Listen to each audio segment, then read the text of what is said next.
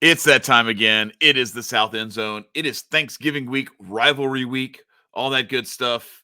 It is time to get into it. I am Chad. This is Tyler. Welcome to another episode, week 13 edition of the South Endzone. And of course, we have none other than one of our Ohio State homers.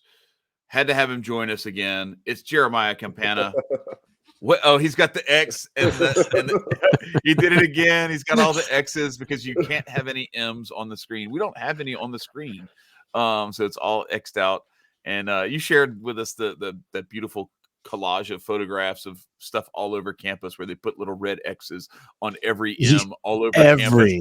All over, dude. I don't know how they do it. I love the hatred. You gotta love it. It's great stuff. The hate is real, especially this year. There is no respect.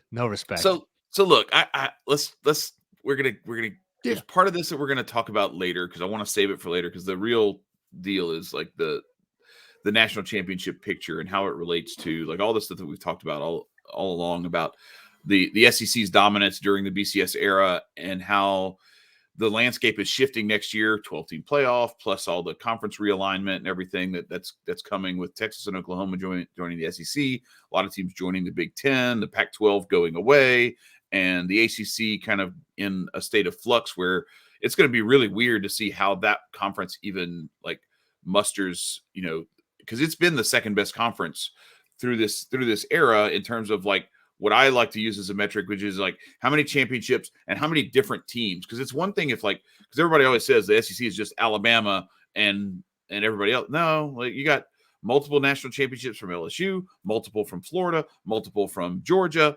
one from Tennessee, one from Auburn, and Auburn made an appearance in another one. So it's like it's pretty deep, and the ACC has been somewhat deep in that respect too. But what we have here is a really cool opportunity. LSU is not going to be in the SEC championship this year, so I don't get to make this podcast all about that with the LSU Georgia connection of me and Tyler. But what you do have is Georgia very much in the hunt, and somebody who has been on the show multiple times already and who's a big Ohio State fan. Ohio State is in the hunt for a national championship this year. And I still have something to talk about because in spite of someone last week saying that he had a 0% chance of winning, the Vegas odds makers say that he is the front runner to win the Heisman only 4 days later. So we have something to talk about with that a little bit later on, but let's get right into it. We have our newest rankings for the college football playoff system. What do you guys think? They really gave the middle finger to Florida State. They said, we're not taking into account the fact that Jordan Travis's leg got snapped in half like he plays basketball for Louisville. But they sure as hell did knock them right out of that 4th spot and move Washington up. I guess that win in Corvallis was really impressive for Michael Penix and the Huskies. Listen, I texted y'all before this. I was like, they might get the same treatment that Tennessee did when Hendon Hooker went down, because they dropped them before they lost. After Hendon Hooker went down, it's like you and I, Chad, talked about. It's like sometimes this playoff rankings is almost like you're ranking them based off possibly their potential a little bit, their potential to perform in the playoff versus how they're doing so far this season. Well, yeah, stop lying to us. Just tell us how it is. Yeah, the potential to deliver a great playoff versus like. It's subjective. It's not metrics. It's not, BCS computer rankings and whatever. Like we said, I told you, and you're like, you said that Jordan Travis didn't necessarily have like the same impact, not the same impact, but like I really don't think he does. I think there's less of a drop off from him to I don't even remember the kid's name. That came in. Huh? They have 2 weeks to prove that. Right. Yeah, true. And if they keep winning, I think they deserve to be back. I think there's less of a drop-off than if, say, Georgia lost Carson Beck or Penix at Washington or Bo Nix at Oregon. Yeah. I don't know so much. I'm assuming Colin McCord, it's going to be the same kind of thing where it may not be a huge drop-off, but it's going to be a drop-off. But I think it's more in line with that Jordan Travis sort of drop-off where potential. He's really good, but there's so much other talent on that roster that I think that they Jared Verse is still getting after the quarterback on defense, and that defense is still really good, and they still have playmakers at the receiver position, and they can run the ball well. So I don't know. But it's just funny how they do this. Jeremiah, give me your take on the rankings, the fact that Ohio State jumped Michigan, and how all of this sort of plays out. And then I want to get into a deeper conversation about what we were just talking about like how the playoff rankings should be versus how they are. So what do you think about this latest ranking? Well, I'm glad George is back at number 1. That definitely takes the curse off of us. I think it's odd that they put us in the 2 position, just because I think it might be setting up, if we see chaos again during the championship games, for Ohio State to sneak back in there if they lose a close one here in Ann Arbor. I agree with you. I don't think there was a reason to drop Florida State. I think the committee just kind of makes up rules as it goes along, does what it wants. And because their job really is to put on the 2 best / 3 best television shows, right? So we could argue about, best, most deserving, where those overlap, but the committee's job is really to put together a couple really good television shows. They're going to use whatever logic they want to justify that in their rankings. So what we see here is not a surprise. And they kind of put Texas in a good spot to maybe sneak in there. Yeah. Let's talk about that, because that was the thing that jumped out to me, is Alabama at 8. What this signals to me is they are telling everyone, without necessarily saying it out loud, that if Georgia doesn't win the SEC championship, there's a very high likelihood that there are no SEC teams in the playoff. I know, because Alabama has to climb 4 spots, and I don't know, and I think there's enough of a stain on Georgia with how the perception has been, where they haven't been viewed as that dominant team of the last couple of years. And even if you look at it, the last couple of years, they really kind of had to earn their respect throughout both of those seasons too. Undefeated they didn't get champions. Like it just seems like Michigan just gets this level of respect that they don't deserve. And Georgia, in all honesty, they should be 4. If that, honestly, let's be real. Who have they played? Penn State. And let's be honest about Penn State. Penn State is a fraud. Like they have continually done this, where like they look good against who, like Iowa and Indiana, and then they play somebody good, and with the rare exception of them, having their, and I'm sorry, Tyler, I know you're up there in Nittany Lion country, and there's probably family watching this, and they're going to be mad at me. I don't care. I'm going to say what I think is true, regardless of who might get their feelings hurt. I look at this and I'm just like, man, I can't see a marquee win on Michigan's schedule unless they beat Ohio State this weekend. But somehow they have garnered this respect that Florida State has not garnered. Yeah. And then even Washington has more big wins than Michigan does. Mm-hmm. If anything, Michigan should be out of the top 5 or the top 4, and it should be Florida State and Washington that bounced them out. I agree. And then Michigan should have to earn their way in. But I wanted to say, like, when I look at Alabama here, I think this tells me the fact that they're at 8, as well as they've been playing lately, and a shout out to them blowing out Chattanooga, who has played nobody and beaten nobody. Like, they've lost to like Mercer, and like their schedule. Chattanooga's atrocious. One of the worst teams anybody has played this year. And that's who Alabama ran up their big win against this weekend. And they're still ranked behind Texas and Oregon with 1 loss each. And I think what this is saying is, if you beat Georgia, Alabama, it says more about how Georgia doesn't belong than it does about how Alabama does. Which is odd, because Georgia is the signal that they're sending. Yeah. And Georgia's like, you guys are getting healthy at the right time. You know what I mean? Like it's like Goku coming out of the chamber at full health. Like you guys are hitting your stride. Like everyone is there that needs to be there.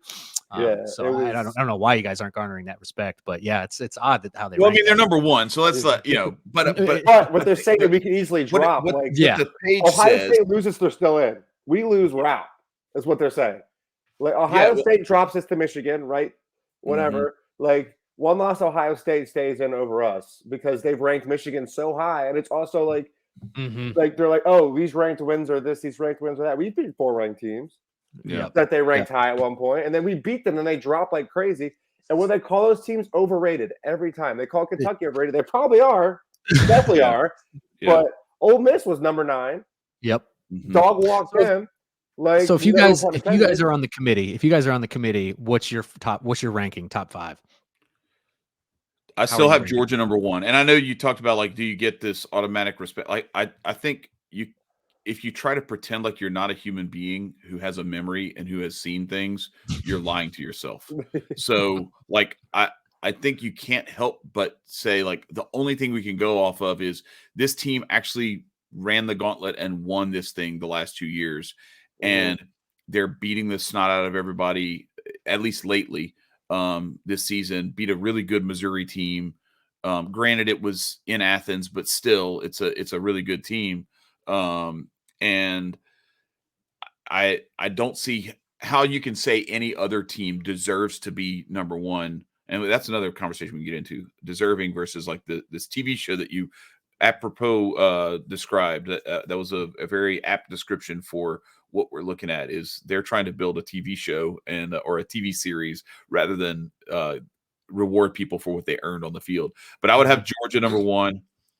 I would probably have honestly, I would probably have Ohio State number 2, kind of for that same reason. Now, it's the same thing with both of those two programs, where you go from Stetson Bennett to Carson Beck, you go from C.J. Stroud to Kyle McCord. So it's a step down because those guys have to earn the respect at the quarterback position that some really good guys they stepped into some pretty big shoes, right?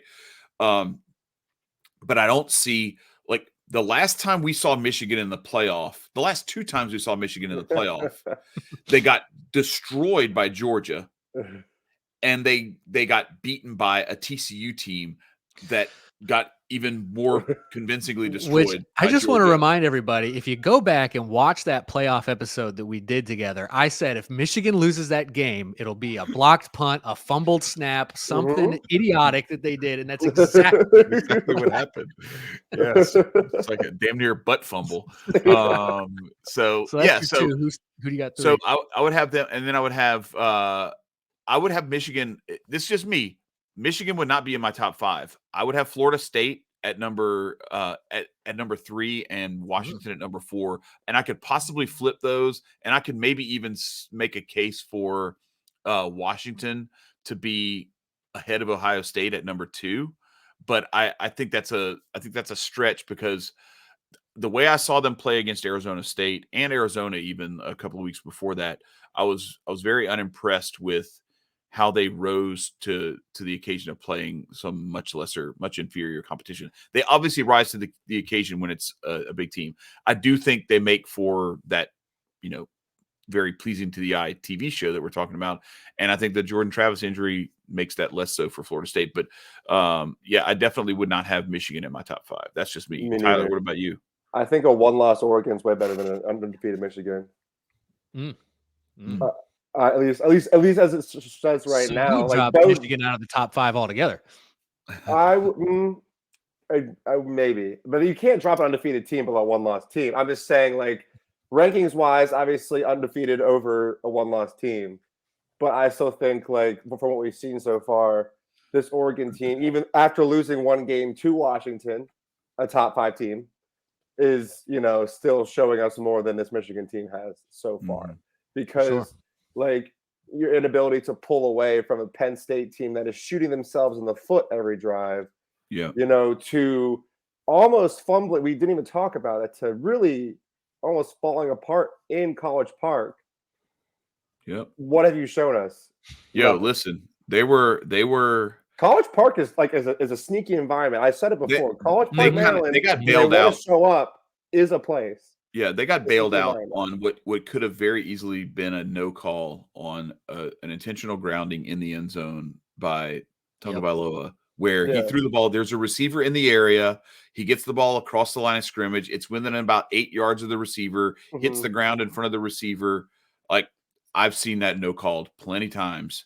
And they gave Michigan a safety, completely altered the trajectory of that game. Because now it's a safety, and they're kicking off to Michigan, and then that's just pretty much it. And really, like, it held at that score for the rest of the game, but the damage was done already, and they took away an opportunity for either of them to put together a little drive or at least get in position to punt and pin Michigan further back. I think they also they like squib kicked the free kick after the safety, and like the up back like stopped it like a shortstop and just fell on it, and that gave Michigan the ball at like midfield instead of But I feel like 30 Michigan yards was just further trying to back. get up out of there. When once a safety happened, I feel like Michigan was like, let's just get the hell out Let's of just here. get out. Yeah, let's just get up out of here. Let's not try to do anything crazy.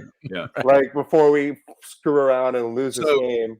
Yeah, but they could have and probably should have lost that game to Maryland. All right, so what do you have? So you have it's Georgia. Georgia won. Like I said, it's not the homer pick. It's just haven't lost. Two-time national champs. I know, like it's season by season. I get that. We beat 4 ranked teams now, all SEC teams. Ohio State is a definite 2, no doubt about it. I would probably put Washington over Florida State, given Washington's win over Oregon.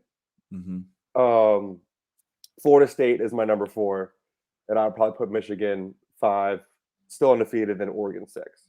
Okay. Jeremiah? Oh, I'm giving Georgia the respect, of course. I don't care what anybody says. It's tough to keep going back-to-back years undefeated. Number 2, I could easily put Washington in there because, in all honesty, I think the win against Oregon, or I think Oregon's a better opponent than Notre Dame or Penn State.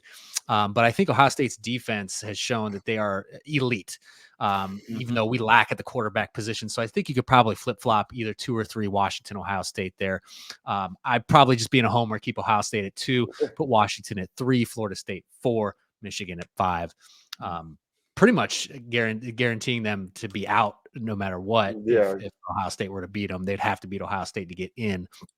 But still, I'm looking here at 7, man. That Texas could somehow find a way to sneak in here. We see them championship games on championship week. Anything could happen. Yeah, it's crazy. Yeah, for sure. Well, so all right, so let's get into this discussion about like deserving and the TV show and everything, because I want to kind of dig into that, because obviously Florida State has earned a certain something.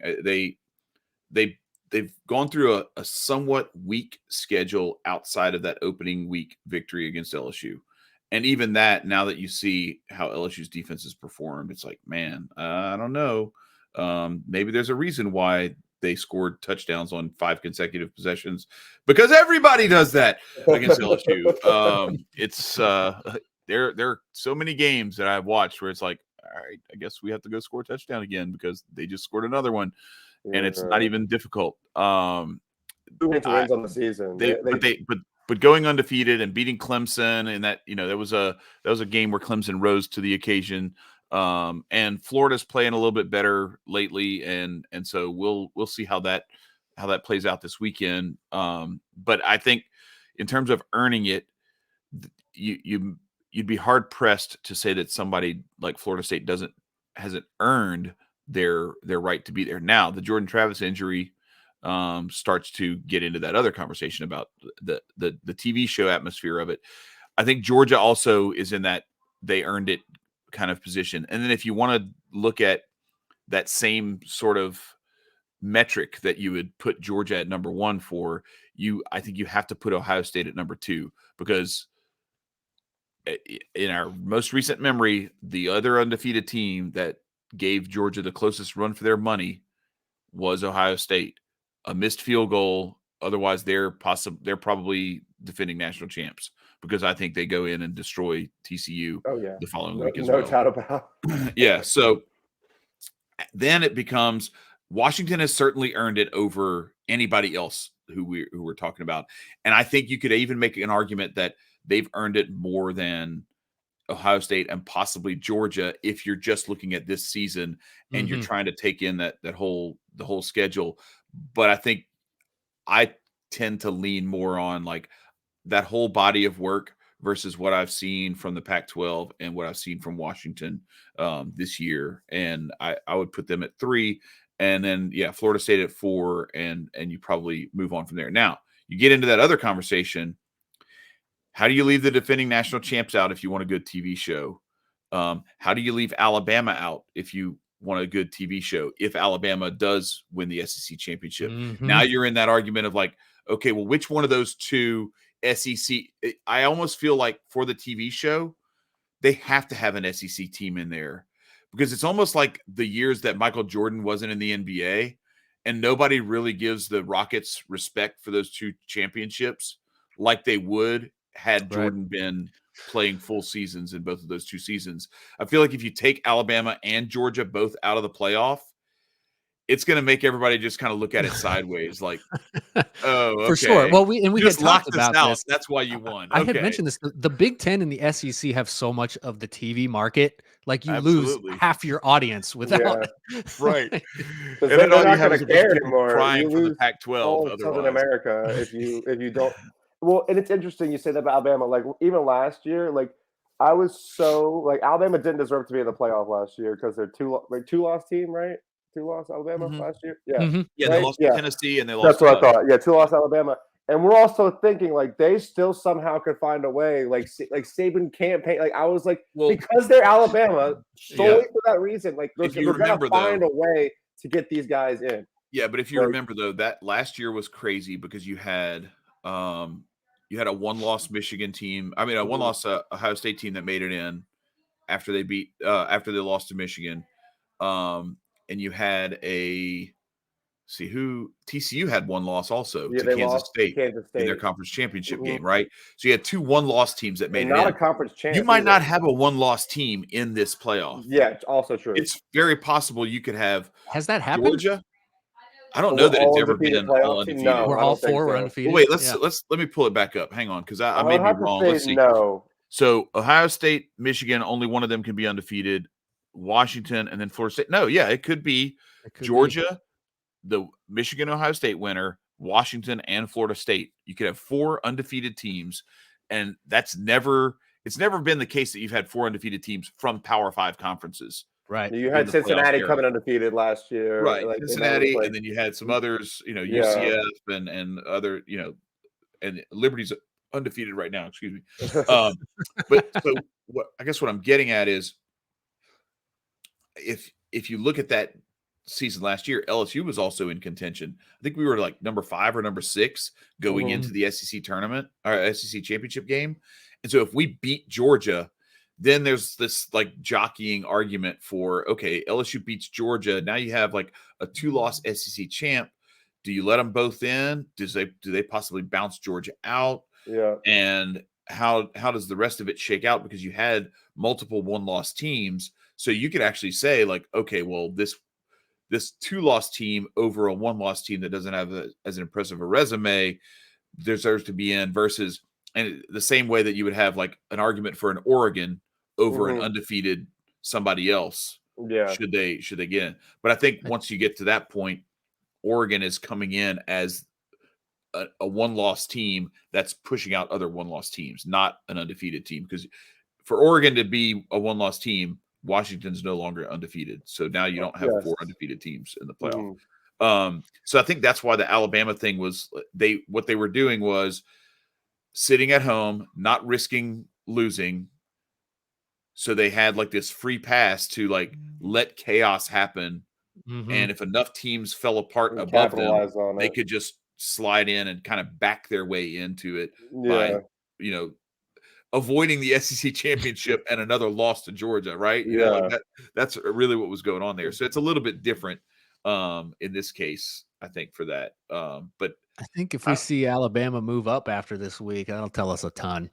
Yeah, also true because I feel like it's like I think you want them a little bit closer than 8. Right. to jump into Yeah. 4.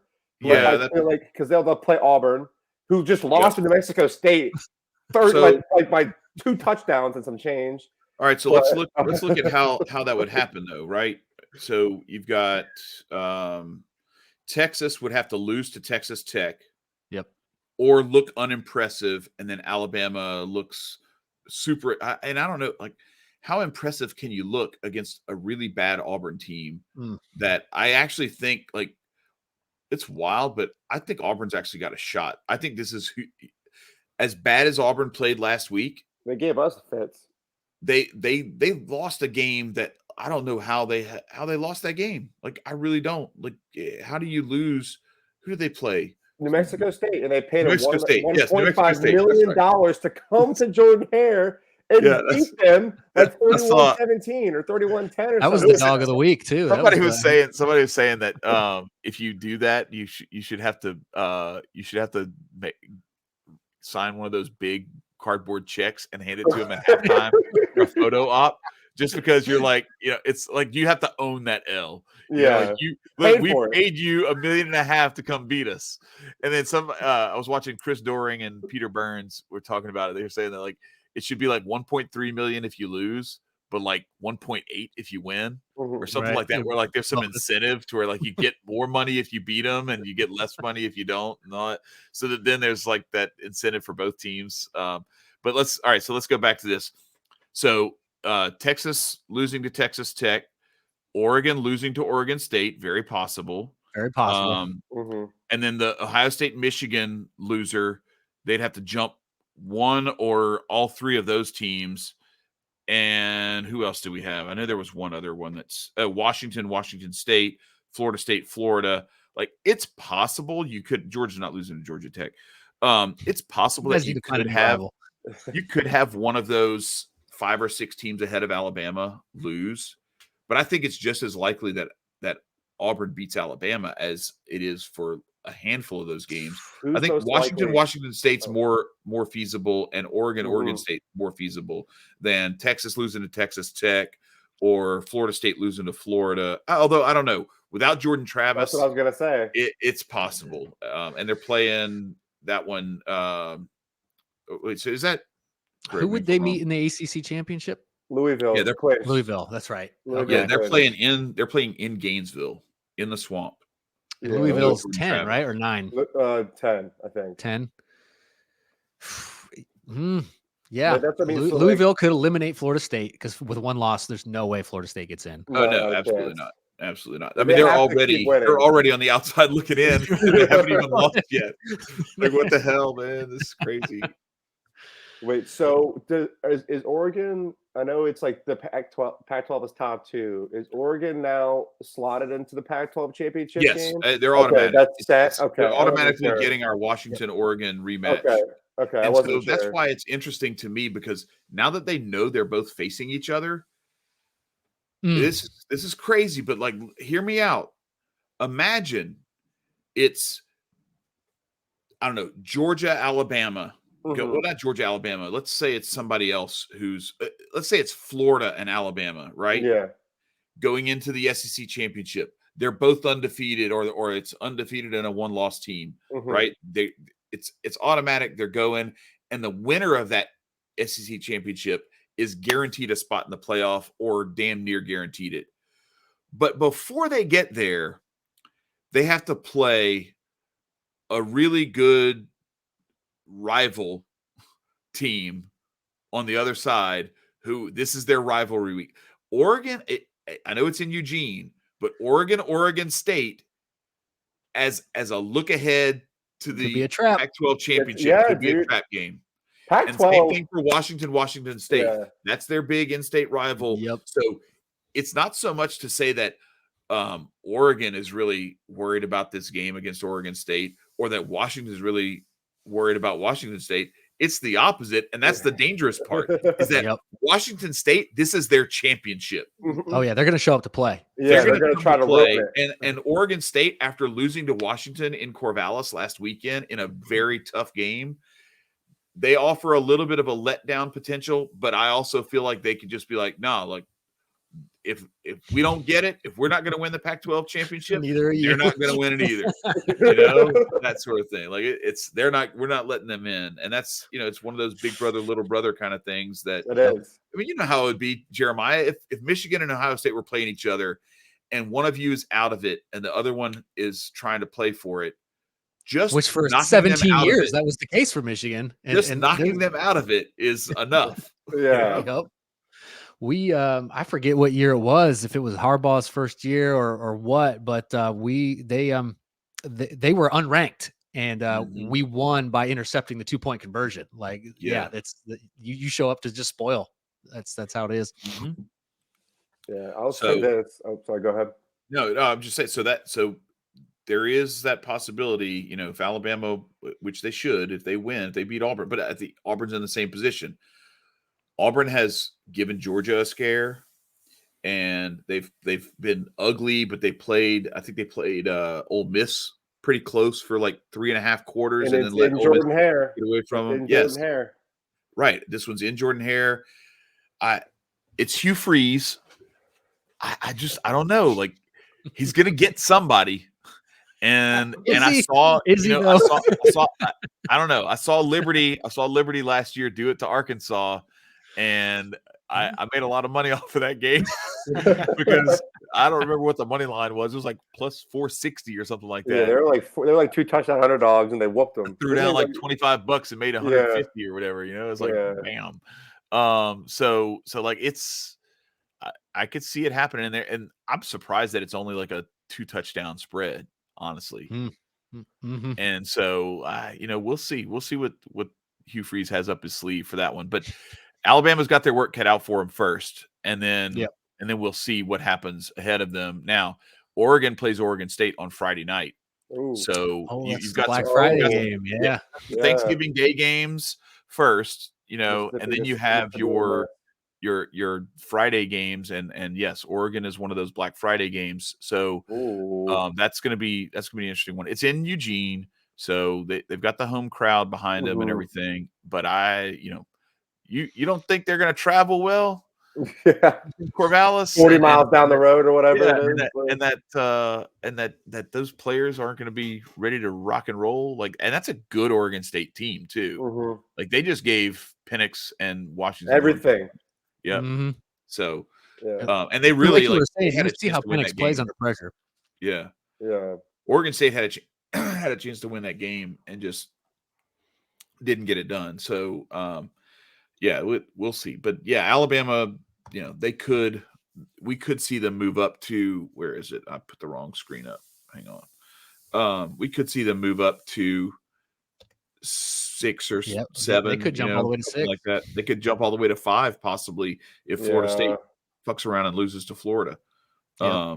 So where do you guys fall on this, most deserving versus best TV show? And do you think the 12-team playoff kind of solves that, where you'll get a nice combination of, okay, look, you earned the right to be in the playoff.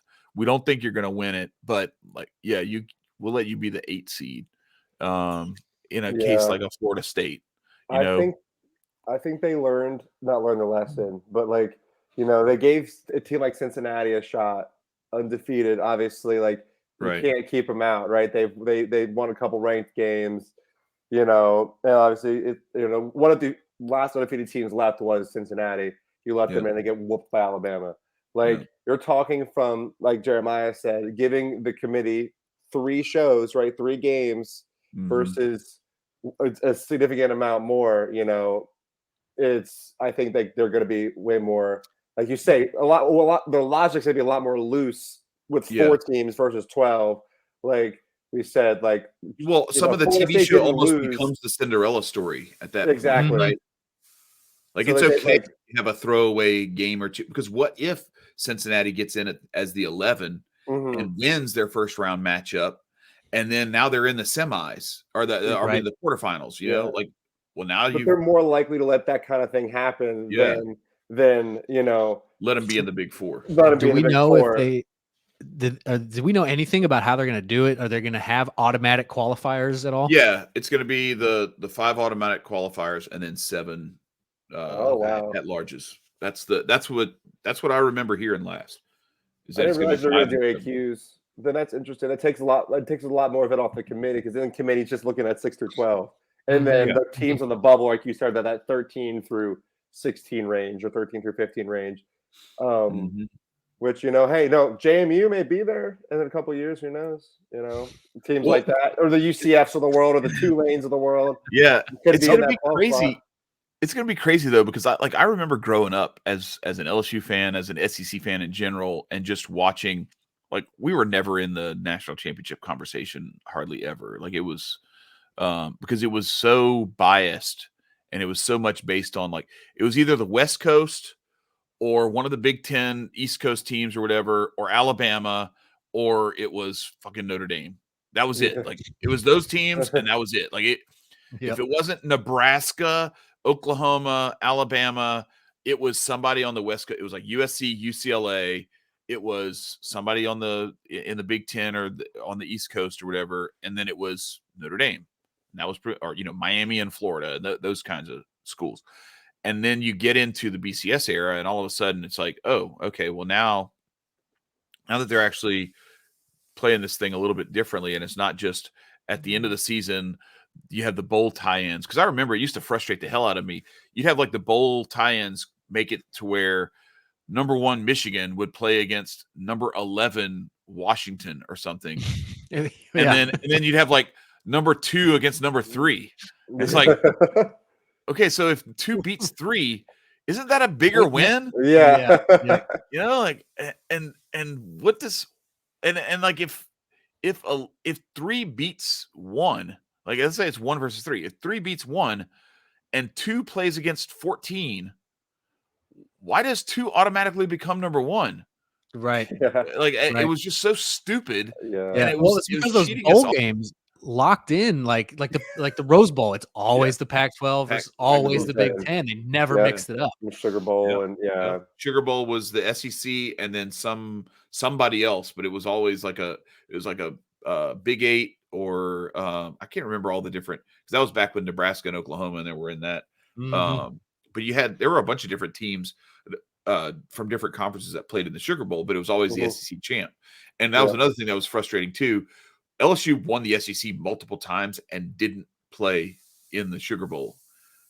And we won the tiebreaker. Like we would beat Auburn, be tied for first with Auburn, and Auburn would go to the Sugar Bowl because they travel better. It was like the USF&G or whoever it was that was running the Sugar Bowl. It went through a few different iterations.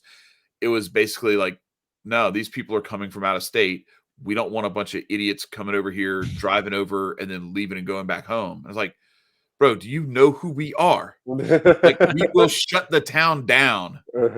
Drink the town dry. Like, nobody drinks and parties like we do. Like it's, and I know y'all got y'all's thing up there. I get all respect. Like I know y'all party too, but it's nobody does it more than we do. We might be tied for first, but you're not going to outdrink people from South Louisiana, and you're not going to outspend them in a New Orleans bowl atmosphere like that. So it was always crazy. And you see that now that they've had a few national championships down there, that LSU just like lights that place up and really shows out.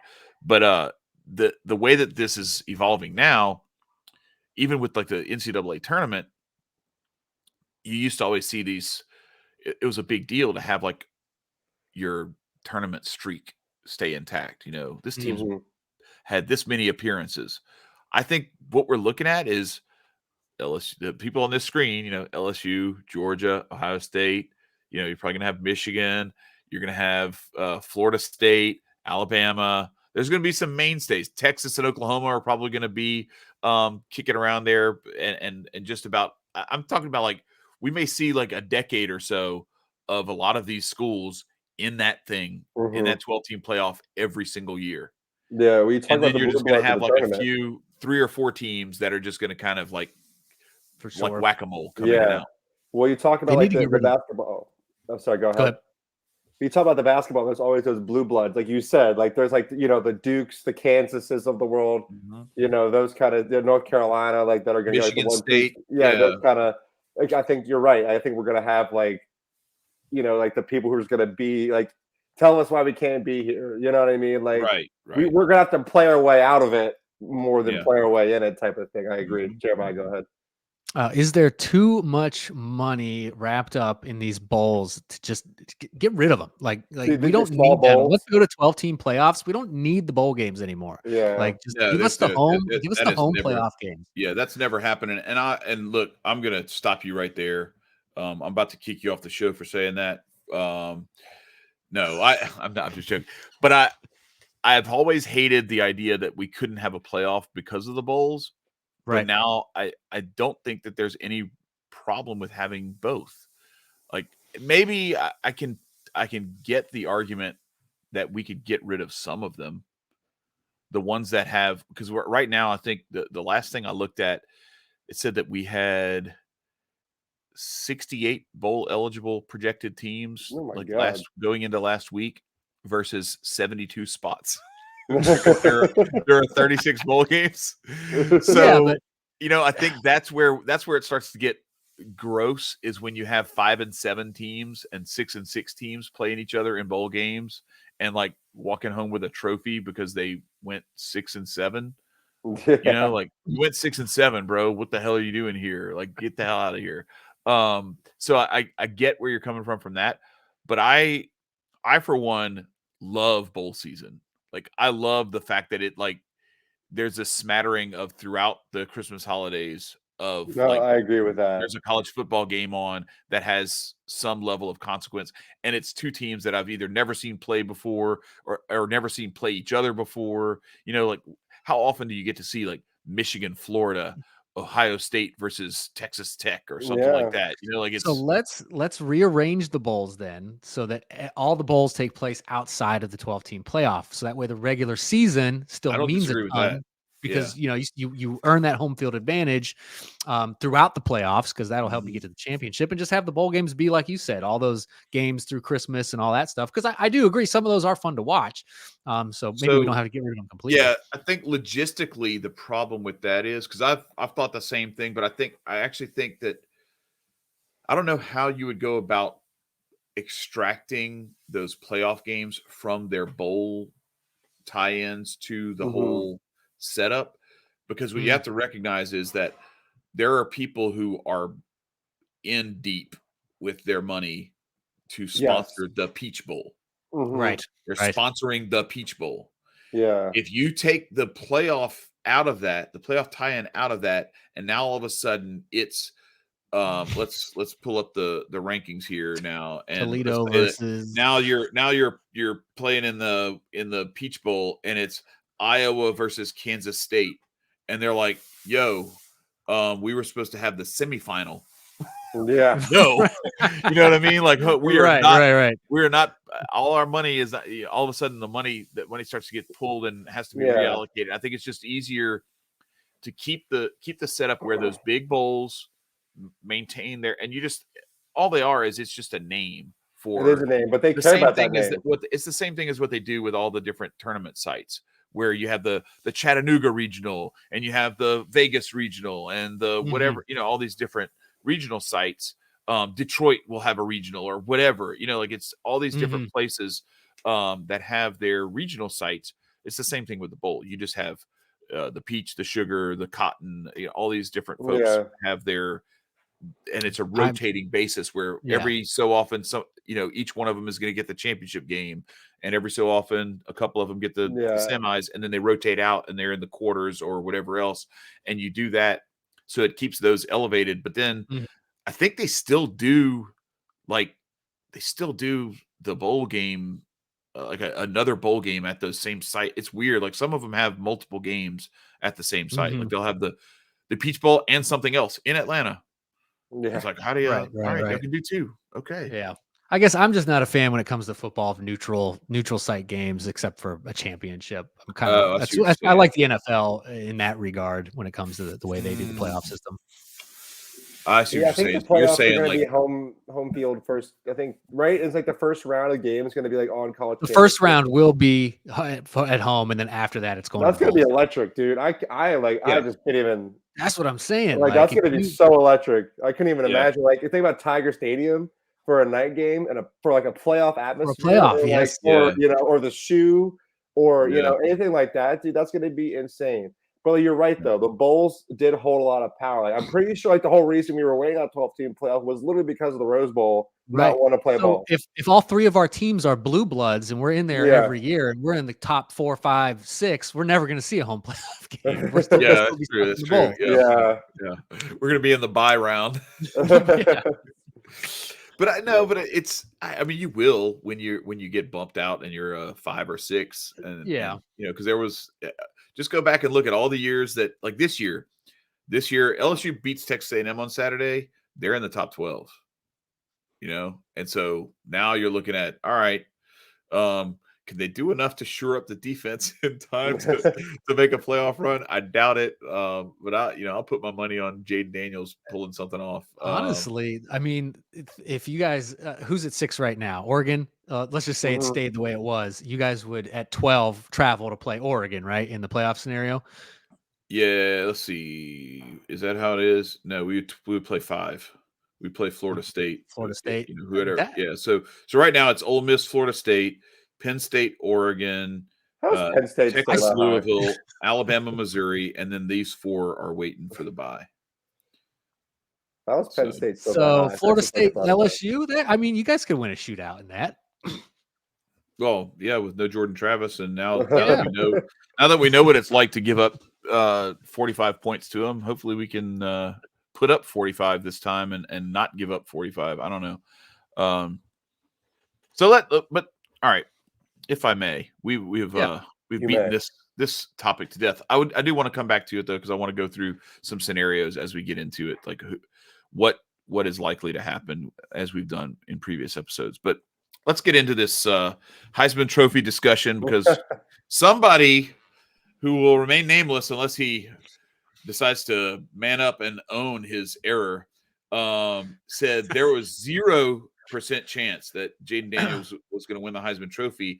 And now I look at all the odds books, and he is the odds-on favorite and the only one with negative odds to win the Heisman Trophy. And I remember Tyler can vouch for me. What was it, like 5 weeks ago? I said it's the best offense in the country, and he might be the best quarterback in the country. And now I would say like he is the best quarterback in the country. It's just, is he the best player in the country is the thing that's debatable. So so I had to, I mean, I don't even know. Maybe you guys could tell me how far back do we have to go to see a Heisman winner from a multiple loss team? Lamar Jackson. Lamar Jackson. And he and I talked about this. RG3, Lamar Jackson, Johnny Manziel. Johnny Manziel, Tim Tebow. Yeah. It's like the Heisman conversation. The year that so like the year that LSU won, so like Florida won the national championship with Chris Leak when they beat you guys, when Ted Ginn ran the kickoff back for a touchdown, and that was it. That was the highlight of the night for you guys. It was just like the Beanie Wells touchdown. Exactly. The following year. But anyways. Yes. So y'all'd like to do that. But anyway, so Chris Leak won it, but Tebow was on that roster, he was like the backup and like gadget guy or whatever. And then the next year was the year that Tebow was like supposed to win the national championship for Florida. They were going to win him back to back. And he actually won the Heisman that year, but we beat them and they lost 3 games that year. Okay. We beat them in Baton Rouge. That was the multiple 4th down conversion. And we beat you guys with 2. We had 2 losses. I'm trying to think. We beat Georgia in the SEC championship. So Florida was bad enough that they didn't even make it to the SEC championship that year. And Tim Tebow won the Heisman Trophy. Still won the Heisman. So that was 2007. And then RG3 in 2011. And then Johnny Manziel, when was that? 2012.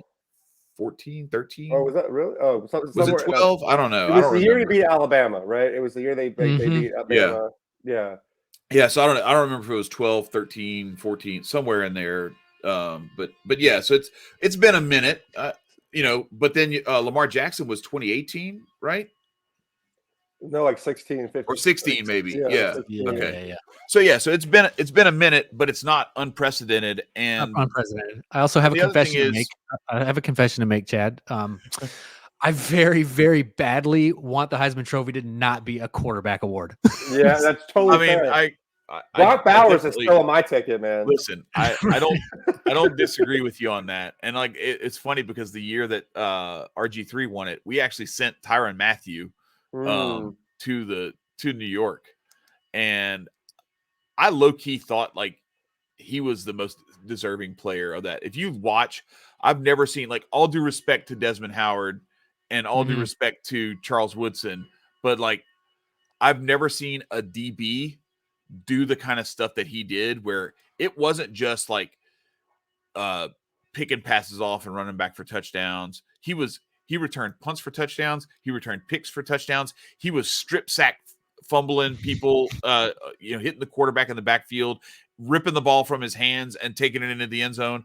There was one play, our season opener against Oregon, they're returning a punt. He just rips it out of the dude's hands and takes it into the end zone. Like it's crazy. I've never seen anything like the Honey Badger and the way that he played, and it was just, I don't know, it was crazy. Yeah. So in the year Chase Young should have won it, he was by far the most dominant player in college football. Yeah, he was dominant. Yeah, it's like, I don't know. I'm just tired of seeing quarterbacks win it. I'm not saying that. I don't disagree, and I also think I'm also sick of it being this award that is like, we're going to give it to the quarterback on the best team. Is the team MVP of the team that we think is the most impressive. Right. The best player on the best team is not necessarily the best player in the country. It's true. It's the whole reason why we had, I was telling Tyler about, like, way back in the day, people probably don't remember, but like Gino Torretta was one of them. Like he played for a Miami team that was undefeated, and he was not good, but he put up huge numbers because he had elite wide receivers running around like crazy, wide ass open. The same reason I thought, like, I didn't even think Matt Leinart deserved it. Like, bro, you have like Reggie Bush, Lindell White, and Robert Wood, all these insane receivers out there, Mike Williams, and everybody. Like, it's an NFL squad around you. Yeah. Incredible talent around you. And they're getting like 8 yards of separation, and you're underthrowing them. And they're having to come back for the ball and then go, taking the distance from there anyway. Like, no, I'm not impressed. That's not it. And so that's why, like, when I look at Daniels, I understanding that the award is what it is right now, and the rules are the rules in the people's minds. I don't know, like, how do you show me somebody who he's leading in damn near every statistical category, and you can say what you want to say about the losses, but like, show me one of those losses that's on him. Like, he's putting up 50 points and they're losing. Nobody has the only person with more points per game that they are responsible for in the history of college football is Joe Burrow, at 26 points per game that he's responsible for. And I think Daniels is at like 25.3 or something like that. You guys just nail them transfers. I know, right? Dude, I'm waiting for how do you end up at Arizona State? That's what I want to know. Yeah. Well, he's from California. Oh, okay. Yeah, he's a Cali kid. And then the big question is, how did Joe Burrow and how did he end up at LSU? Because I was texting a friend of mine, man, how far of a cry is it? Like, if he does win the Heisman, I think back to, like, this is the program that had Ryan Perrilloux, who lasted like half a season and then got kicked off the team. Andrew Hatch from Harvard, who like got a concussion, didn't know which sideline to go to. He was out for the rest. Then they had to promote Jarrett Lee as a true freshman. Then we had Jordan Jefferson, Anthony Jennings. What was the kid from anyway, we had Miles Brennan, we had all the Danny Etling, Zach Mettenberger. Like, this is our All working legacy at now. at quarterback. all these guys are like taking your tickets when you go to see the movies. It's bad. And then you turn that around and like right on the heels of Danny Etling is boom, Joe Burrow, Heisman, and then boom, Jaden Daniels, possible Heisman. Heisman. Like how crazy, and then trending very heavily for to the extent that he's a Michigan kid, Bryce Underwood, #1 player overall in the 2025 recruiting cycle, quarterback, is not even visiting Michigan and has already been to Baton Rouge like 3 times. So like he's the odds on or LSU is the prediction models all have him, everybody, all the recruiting gurus or whatever. Now, granted, he's a 2025 recruit. A lot of time between now and then. And I trust a commitment from a kid a year before he signs about as much as I trust I don't know, Jim Harbaugh to not eat his boogers. Just anything. No, that's Steve Sarkisian. Steve Sarkisian is definitely, he got caught on camera doing it. But yeah, so anyway, that's my rant on Jaden Daniels. I think I think he's the best player on the best offense, and yes, it would be great if they could find a way to distill through some of that other stuff. But to be honest, like I really think it's a two guy race between him and Bo Nix, and if Bo Nix really puts up a huge performance against Oregon State, I think it's his to lose at that point. And Jaden Daniels, an 11 o'clock game in the morning against a Texas A&M team that's falling apart. I wonder if he's going to be able to do enough.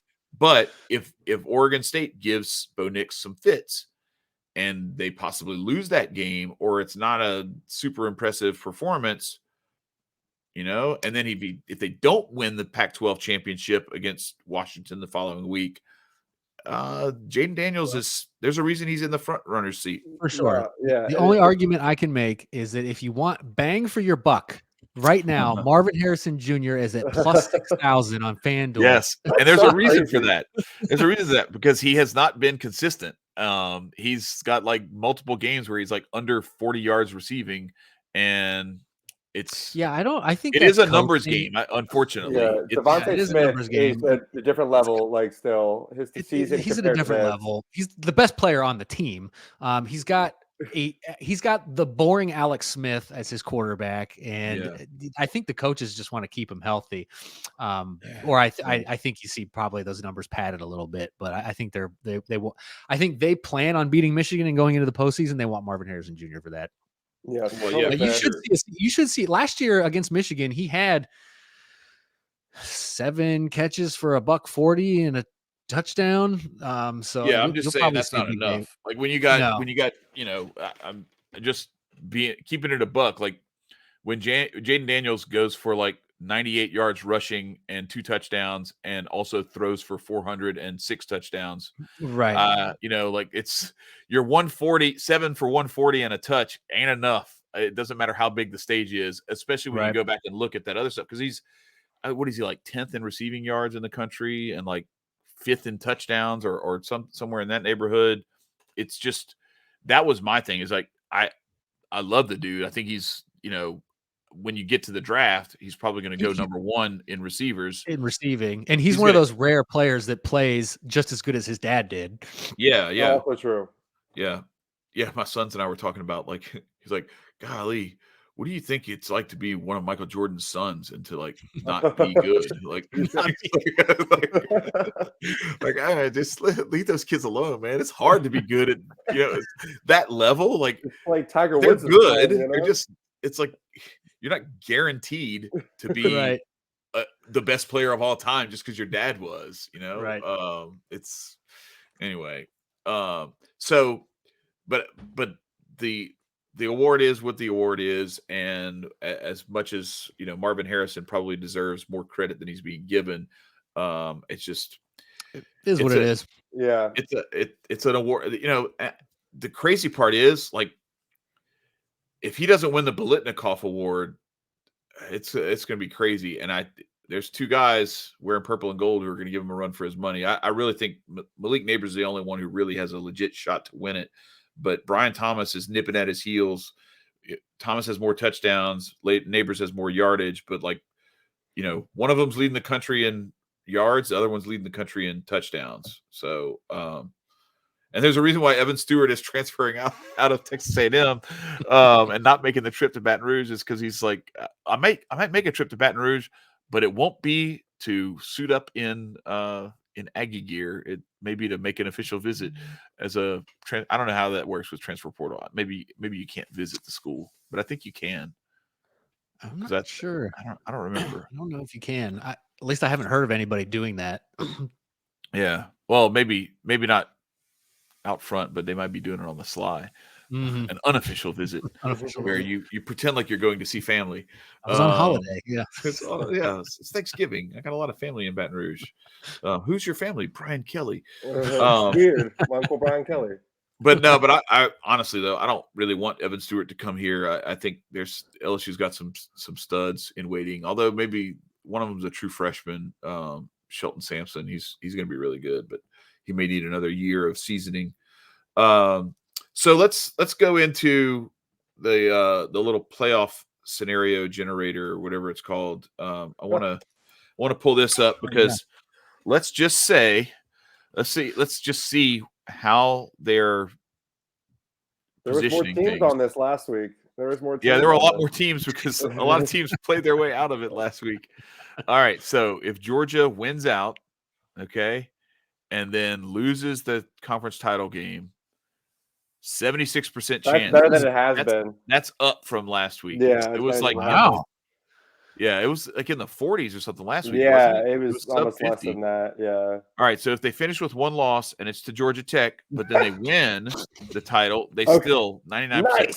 Nice. Again, can drop one to Georgia Tech. Sweet. Again, let's just point out how go down to Atlanta this week, boys. Take the week off. Let's once again point out how utterly ridiculous that is. It is ridiculous. That you could lose to Georgia Tech and you're better off than if you lose to Alabama. Yeah, I know. It doesn't make any sense. What? All right, so Ohio State, same thing, wins out and loses the conference title game, 92% chance. Losing to Iowa? Dude, to Iowa, right? Joke. The Big Ten West is a joke and a half. The most, all right, one loss. loss. I'm sorry. The loss is to Michigan, and then they can't win. Yeah. No, they can't win. It didn't make it, so didn't make it is the thing. 58%. That's crazy. You're still in the hunt. Still a coin flip. Still all right. So let's see where Michigan goes. Wins out, doesn't win the conference title game, 50-50. All right, that's actually reasonable. But it's kind of crazy, right? That they lose to Iowa, and it looks worse for them than it does for you guys by a lot. All right, so let's say they lose to you guys. They don't make it to the conference championship game. They're out. Yeah, they're out. Done. So wow, they really are hating on them. Go get them. Go get them. We need to. We need to. I have to, after you run through these scenarios, I got to give you some credit. Okay. All right. So here we go. Florida State. They don't win. They don't win their championship game. They're out. If they have one loss and it's to Florida and they do win their conference championship game, they're still out. Oh, no. So they have to win the table. Hold up. Wins out. Wins conference title game. Okay. Wow, that's interesting. So they're still. So one loss is they're done. One loss, they're done. Yeah, which I get. Like that makes sense because that's what we've all expressed too. That like if they don't win out, they're done, and there's still a sliver chance that they don't get in if they win out. Even with Travis healthy, they still would have been out with one loss. Though, that's so like kind of what the committee was saying. If Oregon wins out and wins the title game, they're still not guaranteed a spot. If they win out and lose the title game, they're done. Yeah, they're done. And I mean, I think I don't even need to go through it. I will anyway. One loss, it's to Oregon State, but then they win the conference title game. Actually, it goes up because they will beat Washington. But then it's the 6% is if all this other chaos happens, right? Then you slide in. Washington, Florida State can't lose. Oregon can't lose. Now, if Washington wins out and loses their title game, they go to 6%. because Oregon's probably going to jump them into now. the If they playoff. lose to Washington State and then win against Oregon, they're still over 50% getting in. And that's the thing that's so bizarre is like if you lose to Oregon, you're out. But if you beat Oregon and lose to Washington State, you're in. This is again why this is so stupid, because it's like your loss can be ugly if you have a win that's pretty. We're What? saying we can lose to Georgia Tech and still be in the play. All right, Texas. I'm assuming Texas has to win out and then get help. Yeah, 29% chance. Wow. Even if they win out and get help. So let's see, because this is the big one. This is the only one that I really wanted to see from this scenario, because this is the only way it matters. They have to win out. They have to win the conference championship game. 32%. Wow, that was way higher. That used to be way higher. Yo, that's okay. That tells me a lot right there. Like now that 8 spot makes more sense to me. What they told Alabama was, nah, bro. Sorry. Nope. Even if you beat Georgia, you're still not coming in here. You got to beat Georgia, and you need a lot of help. Yeah. Now, this weekend we could see a lot of help happen. We talked about it. We have a lot of those different matchups, so we've talked about that could. But then on the reverse side, what was that if Georgia lost to Bama? We were still 58, like 58. Yeah, it's like there's a greater chance that Georgia makes it in losing to Alabama than that Alabama makes it in beating Georgia. So I was gonna say it's not saying that Alabama is in, it's just saying that we might be out. 76%. 76% if you lose to Alabama and beat Georgia Tech. So yeah, you have a better chance. You have a better chance of if. All right, I'm just gonna say that's wild. That you go into the SEC title game. Piss off. I know, really, right? Yeah. Like it's like they're making him pay for that dirty play that Dallas Turner had on Jay Daniels. Which not for nothing, but like that's one that you have to put like a little asterisk by. That like 13 minutes to go in that game, first down, and if Jaden Daniels doesn't get concussed and knocked out of that game, I'm not saying LSU wins. But Alabama didn't score the rest of the game. Now, we didn't score either because Garrett Nussmeier came in and he was like sub 50% throwing the ball, and like it just wasn't. He didn't have a Georgia, SEC championship performance in that game. But that it's crazy. Georgia and Alabama go into the SEC title game. Georgia's undefeated. Alabama has the one loss to Texas in week 1 or week 2 or whatever that was. Mm-hmm. That alone, they say, is enough. If Alabama wins, Georgia still has a better chance of getting in than Alabama does. That's crazy. That's a flip of the script in the years past. That's so crazy. Yes. That's so wild that like the walls are crumbling in on Nick. Yeah, dude. Like he's not getting that grace anymore. That like that Georgia and Ohio State could. You could lose to Michigan and we could lose to Alabama. We could both still be in. It's the community gives grace to certain teams, and I think that Nick Saban's has run dry. Yeah, I agree. Is what that is saying to me. Yeah. Well, and it bodes well for my prediction that because I was getting a little nervous. I'm not gonna lie. Like I was like, damn man, what the hell? Did I piss somebody off? Because Alabama was like falling apart, and then. As soon as I was like, yeah, see, I told y'all he was never going to win another national championship. And then they were just like, haha, Rasputin has risen again. But I'd like to thank the committee. Now, this is the all-state playoff predictor or whatever. It could be complete BS. But I think it's been pretty solid. Like everything that it's done, I've been like, yeah, I can. That makes sense to me. There have been some that have surprised me. I won't lie. But no, it's not a guarantee that those are the actual numbers, but I mean, shit, you go back to the rankings setup, and it is a little bit of a challenge to try to find a path for Alabama that doesn't involve multiple losses. Here. Right. Like Michigan, Ohio State, the loser of that game is probably still in the hunt. over even if Alabama. over Alabama. Like Yeah. certainly if it's Ohio State, God, Michigan should not be because in the you got that playoffs. you actually have the win against Notre Dame in your corner. Right. But how much does that win against Notre Dame matter now that we've seen Notre Dame see? Like at that point in time, it matters great. more than any of the stuff that Michigan did. Very true. Up to this point. I agree with Like that. their Very schedules true. are I just, identical, except that Michigan has played nobody but Penn State. Yeah.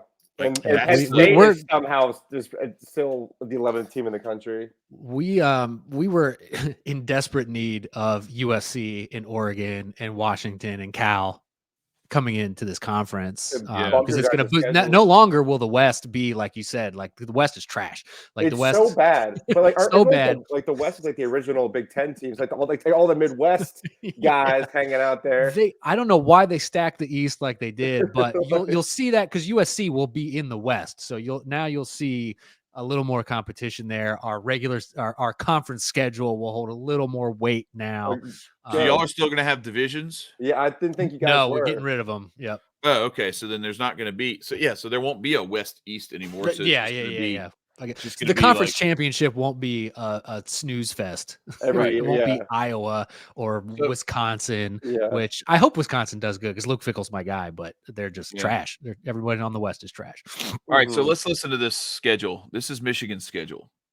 East Carolina, UNLV, Bowling Green, Rutgers, Nebraska, Minnesota, Indiana, Michigan State, Purdue, Maryland. They've got at Penn State, and then this weekend against Ohio State. That is it. Yep. And our schedule, like strength of schedule wise, our schedule, like in the rankings, is not that much higher than theirs. But at least we played ranked teams in the SEC. Right. Well, all right. So let me go through. And we should have played If Oklahoma you're going to have a year. schedule like that, you have to act accordingly. So Michigan should have beat Maryland by 40. You know what I mean? Like if you can have an easy schedule, you have to act accordingly. You have to be healthy and like be ready to just go slobber knock somebody. Yes. So Ohio State schedule, not that much better, but you have that Notre Dame win. Indiana, Youngstown State, Western Kentucky, then Notre Dame, Maryland, Purdue, Penn State, Wisconsin is better than anybody else that Michigan played. Rutgers, Michigan State, Minnesota. So a lot of crossover where y'all are playing the same teams or playing some crappy out of conference schools. But that Wisconsin win at Wisconsin to me is a bigger win. And then obviously the Notre Dame game at South Bend is a big one.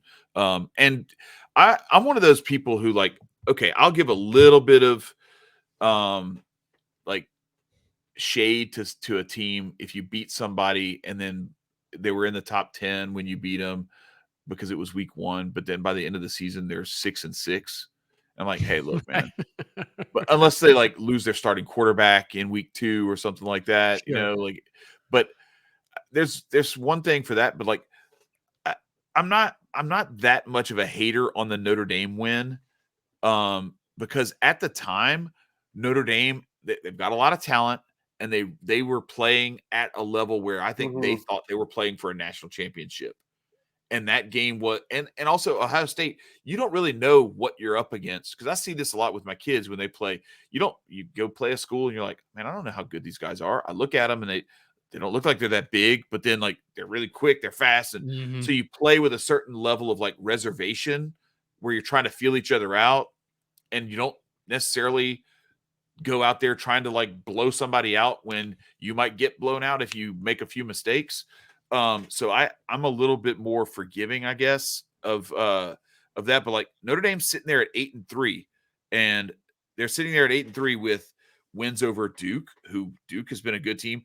That loss to Louisville doesn't look so bad now, does it? No. Right. So you got a loss to Ohio State, a loss to Louisville, and then a loss to Clemson. And for all you want to say about how Clemson has fallen on hard times, that was essentially Clemson's Super Bowl.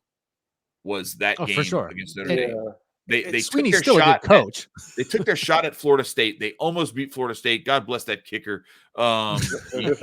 He didn't get out of the library early enough to start practicing, but because he could have won the game for them, and they went to overtime instead, and then they blew it. But like, so I look at it, and I'm like, that Notre Dame team is actually a really good team.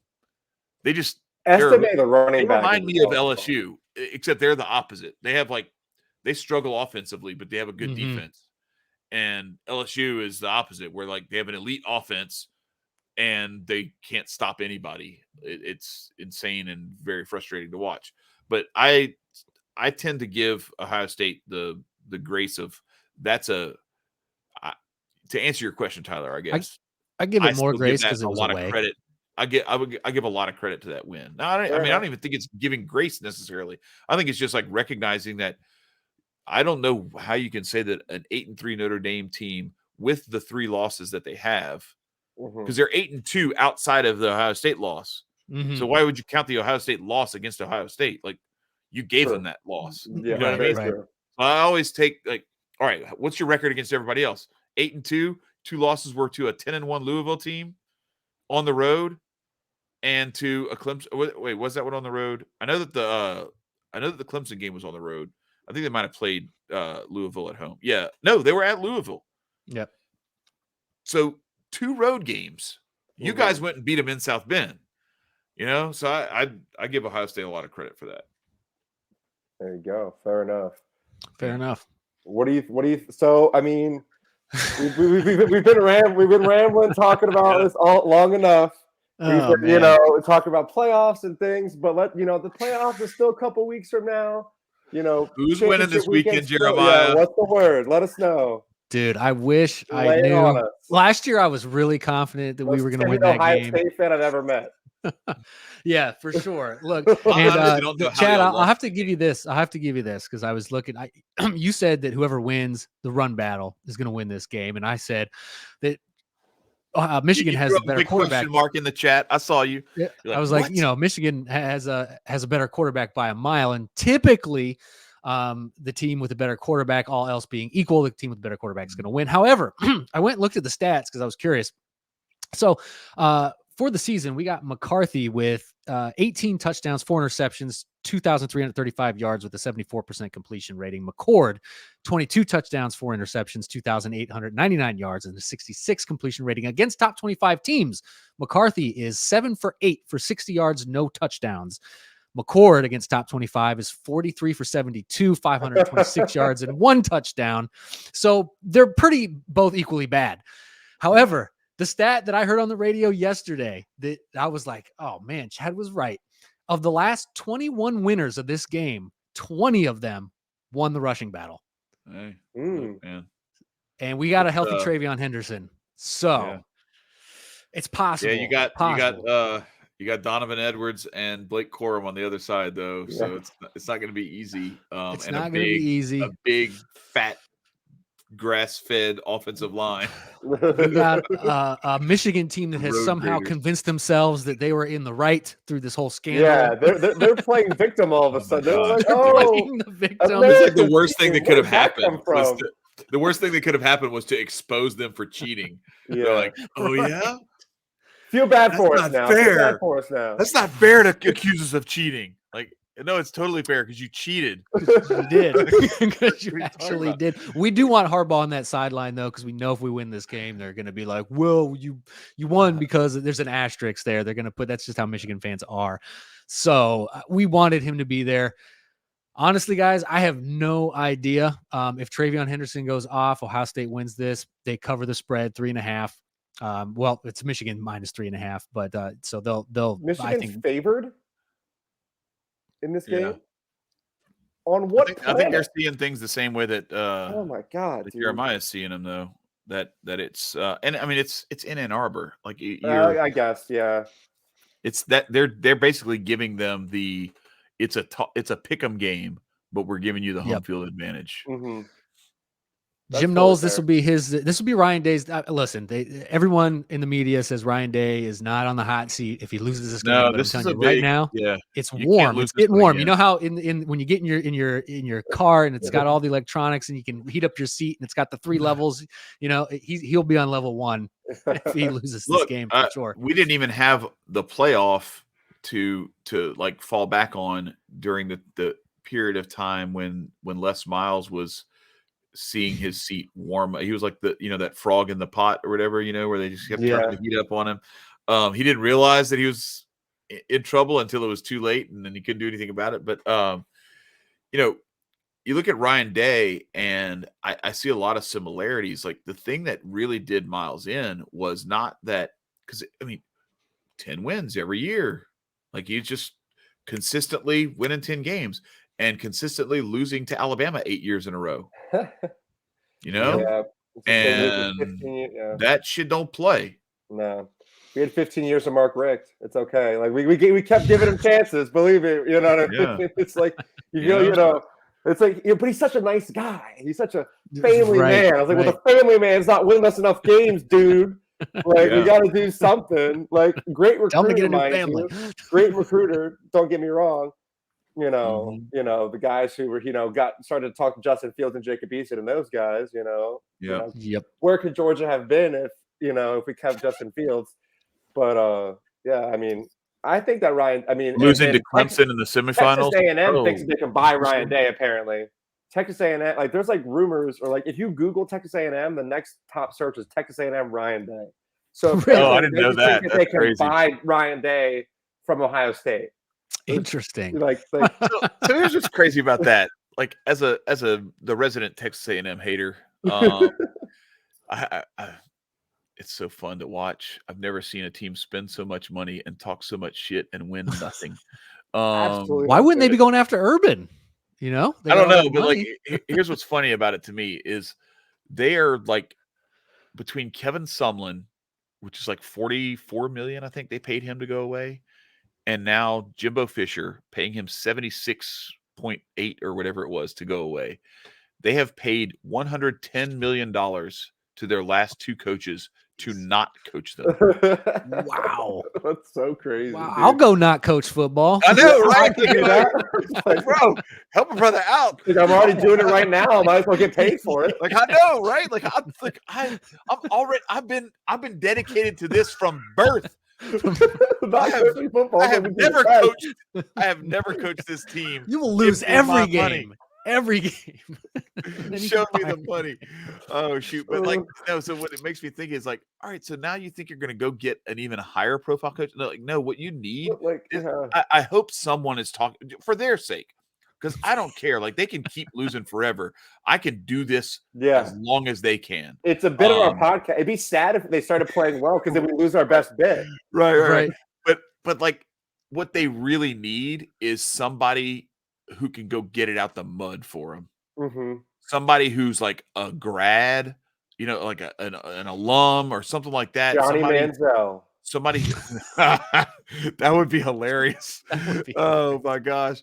But like somebody who's got some ties to Texas at least, who like it is a guy who could start to build the program, build relationships in the high school ranks, and start to build that way. Because if they go out and try to pull a Ryan Day, even an Urban Meyer, or go get one of the, it's just going to be another. Yeah.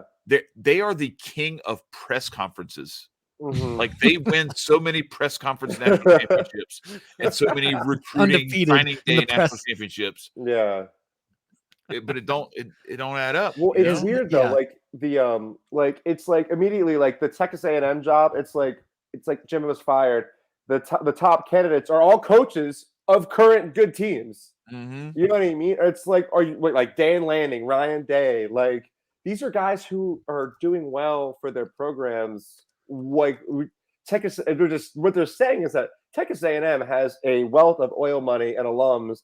They can just throw whatever they want at these people and get these guys. But it's like, really, can you always do that? No. If Ryan Day leaves, it's to the pros. It's to the pros. If Ryan Day leaves, I don't think he coaches another college football program. I tend to agree with that.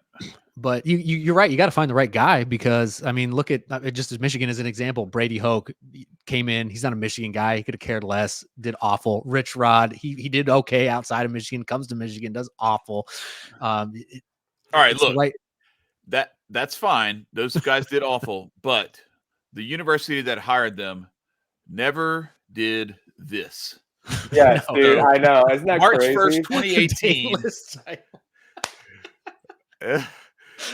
Jimbo Fisher, head football coach, Texas A&M University, 20 NCAA Division I football national championship. They gave this man a plaque for a national championship he never won, and never will win. there's nothing more Texas A&M than that. That's great. That's the most Texas A&M thing I've ever seen anybody do. Give somebody a national championship plaque for a championship that they hadn't won yet and were never going to win. But I don't understand the craziness of the hire. He won it on the back of Jameis Winston and Kelvin Benjamin. They thought that he was the world beater coach of the century. Oh no, listen, like, it's not just that. It's not just about? that. That was probably the weakest year for college football I can remember. Zach Mettenberger and a 10-3 LSU team that when we ended up the year 10-3 that year. No. We went 9-4, I think, because we lost to Clemson in our bowl game I think it was in the Peach Bowl. Because we wouldn't run the ball on third down, even though Jeremy Hill had like just shredded Clemson that whole game. But you go back and look at that, it's like Deshaun Watson, DeAndre Hopkins, like the people who we were playing against in that game. It's like, man, that game was sick. You look at the talent on that field that day. Deshaun Watson, Nuke. I'm trying to think. There was another receiver that they had too. But Jeremy Hill, Odell Beckham, Jarvis Landry, Zach Mettenberger at quarterback, Lael Collins at left tackle. I mean, it was just like, and then like we had linebackers and DBs and everything too. It was your typical LSU Clemson, huh? I'm pretty sure we beat that team. No, y'all lost y'all didn't play us that year. I thought we beat the Zach Mettenberger. Oh no, you're right. Team. Yeah, was that same year or was that earlier? I didn't mean to sidetrack you. I was just talking shit. Keep going. No, I think you're right. I think you might be right. It was either that year or the year before that y'all beat us. I don't know if it was 2012 or 2013 that y'all beat us. But anyway, I digress. But that year we were up 21-0 on that Auburn team that went to the national championship. Ended up beating them 35-21.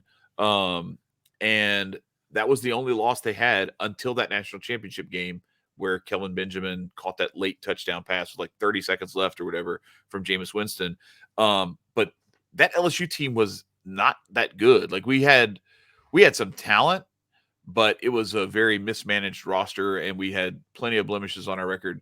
And like Alabama wasn't that good that year. It was just a very weak year altogether. And that's the year that Jimbo Fisher has his little crown, So it's like, all right, man, like right. How good really was he? It took that season for that to happen. Like if there had been a playoff that year, those two teams, Florida State and Auburn, might have lost in the first round of the playoff. Right. Because they weren't, I don't think they were that good. They were just like the default, like, well, I guess these didn't he lose in the first round the year he went and played Oregon? The year we won it, no, in 14? Didn't Florida State lose in the first round?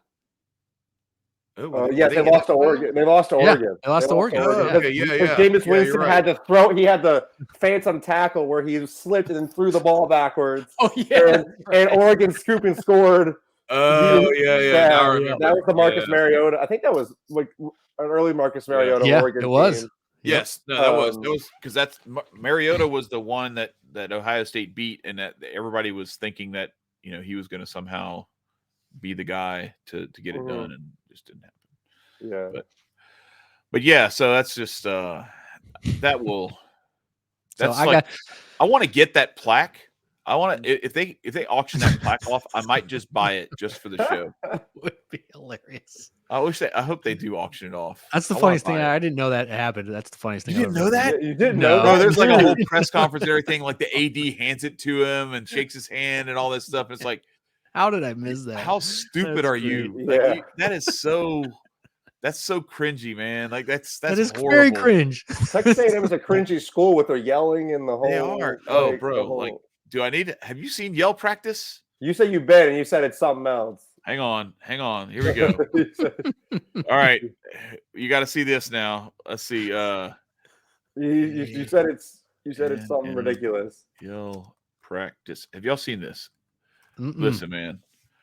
I mean, I'm not trying to call anything into question or anything like that. But this might be some of the gayest shit you've ever seen. Oh, jeez.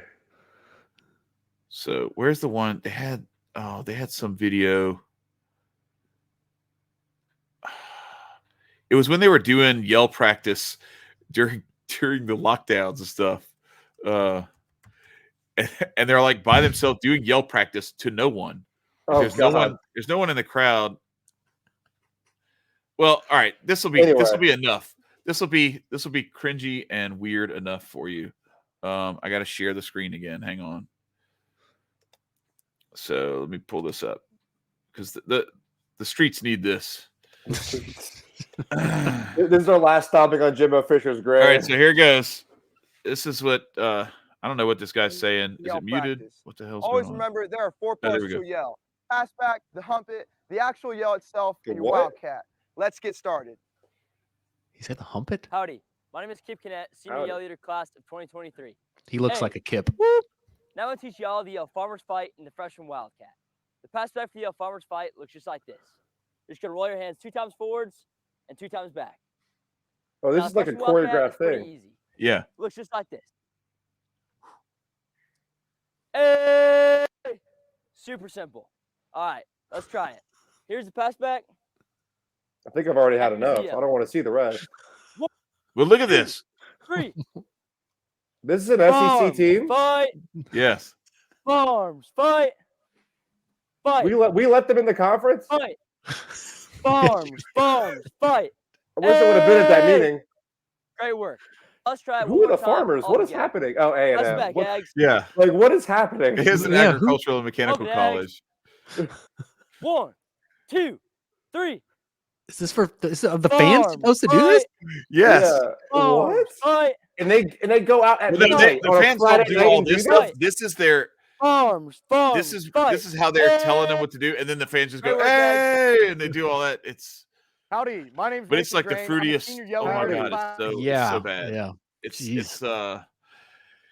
The only thing that redeems it from how like sort of homo weird something it is like that you get to kiss your girlfriend in the stands every time they score. It's like a whole thing where like everybody makes out in the stands while after they score, but it's like I don't know, is that a beard or is that right. Like is that really your girlfriend or is that your cousin? Because I've seen your cheers and they don't look like I don't know. A little.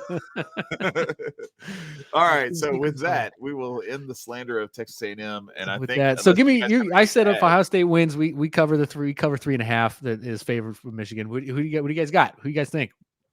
I like Ohio State all the way, dude. I like Ohio State, but it's not only because I know you, and it's just because like I hate Michigan. I think they're one of the most overrated teams of this college football season. I think Ohio State has proved more, And the only scary part is like you said, it's in Ann Arbor. In Ann Arbor, I think it's gonna be close. Like unfortunately, like I don't think you're gonna be able to relax during this game, as much as you'd like to. But I think you guys get it done. I hope you guys get it done. Chad?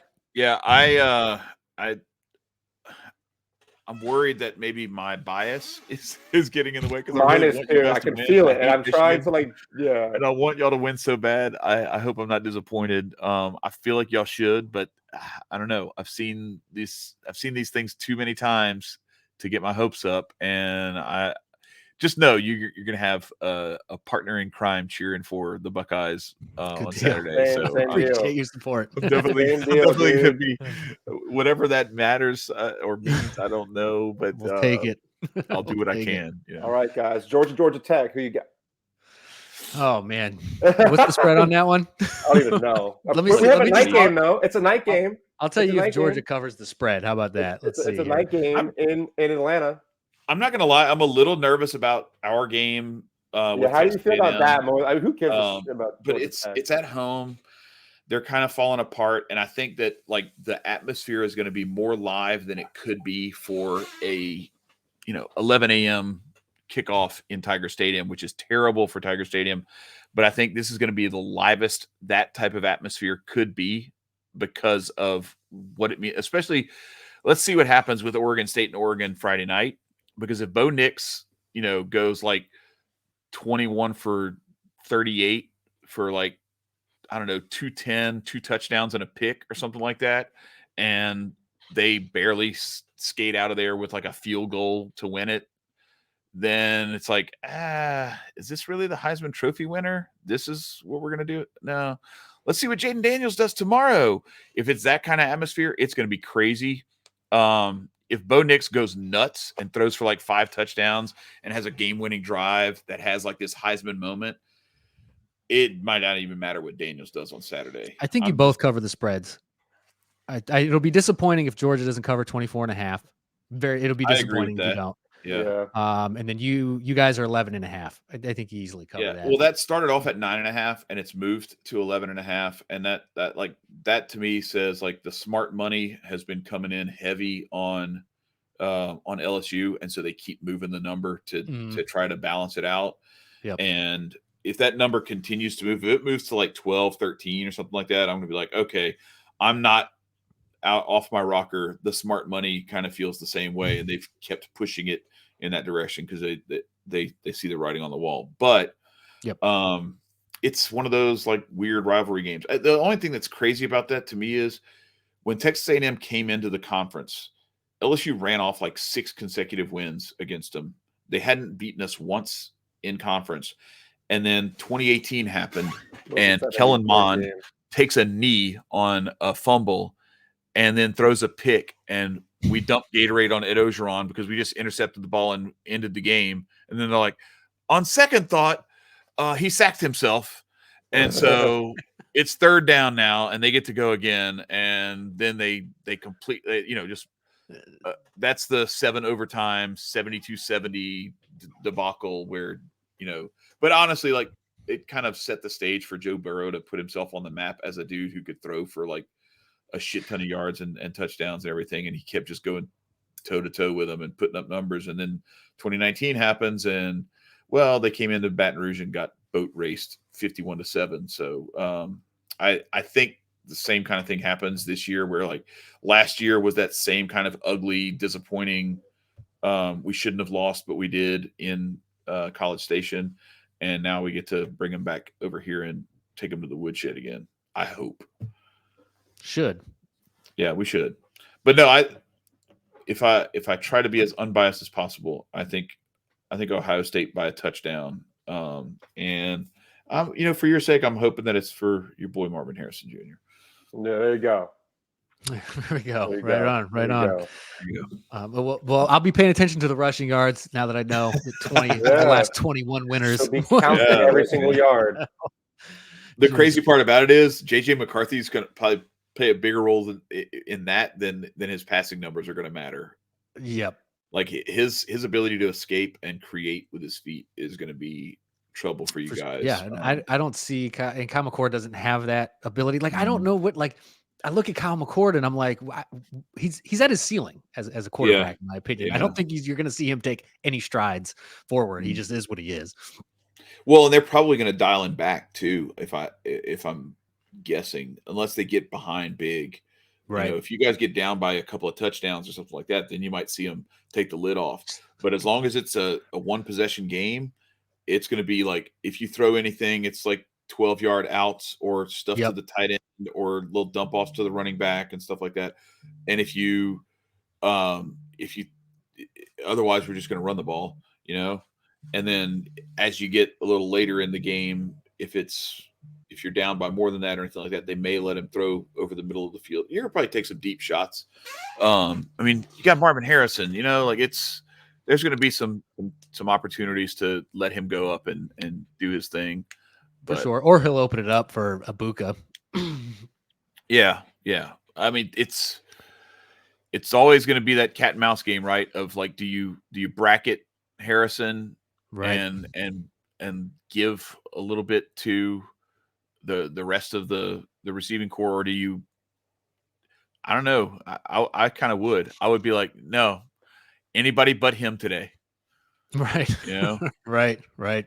Let's see what y'all can do. And your running game and play action is going to play a big role in that. If you can effectively run the ball and maybe get him one-on-one with some play action, he could overcome the fact that they may even try to take him out. Okay. For sure. We need to wrap up, I guess. Yep. Yeah. But yeah, so I don't know. I'm like I said, I'm going to be rooting hard for you guys. I am too. And that's coming from the South Endzone, an SEC show. Yeah, this is exactly. As I say, like we want Ohio State to win. Like I would focus more on your game than mine, and mine's at like 7:30 at night.